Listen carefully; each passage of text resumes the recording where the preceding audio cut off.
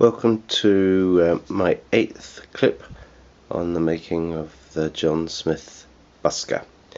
And as you can see from my workbench, I haven't made much progress, but remember this film and these clips is about the process of the project rather than the progress of the project.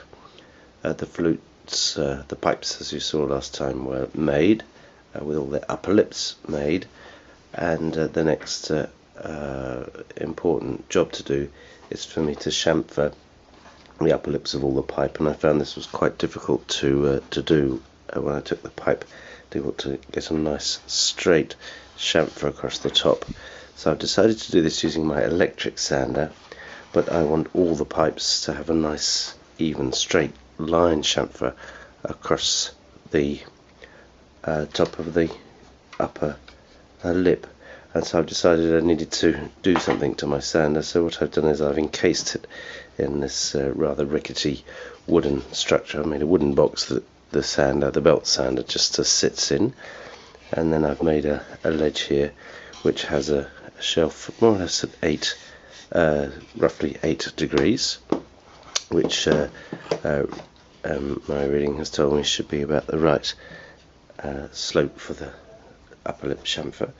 And then when I turn on my sander, I can just slide down the upper lip, sand it nicely, slide it from side to side, and that should give me a nice straight, I don't know if you can see that in the light, a nice straight chamfer across the top, so that each and every one of the pipes will have an even lip. And this is a broken one just as a trial piece. So what else I've been doing? I made a French style flute. Living in France, the French make their flutes differently. They make some wonderful mechanical organs, and this is a French style flute just as an experiment. It has one solid wooden block in the middle through which you drill 3 sides, and a chamfered front at the top, and then a cap that's been slightly hollowed with a router, and then the flue that we call the lumière, the light, the lumière, has just been sanded down. And the advantage of having a thick block like that is that if you can test the flute by putting the block on it, and you can widen the lumière, and if you make it too big and you find that your quality of sound reduces, then you can just sand down the whole block and then start again, make a new lumière. And if I put the block on the base of my flute, this is just made from pine blocks. So that's the flute. I'm just going to blow in the hole and listen.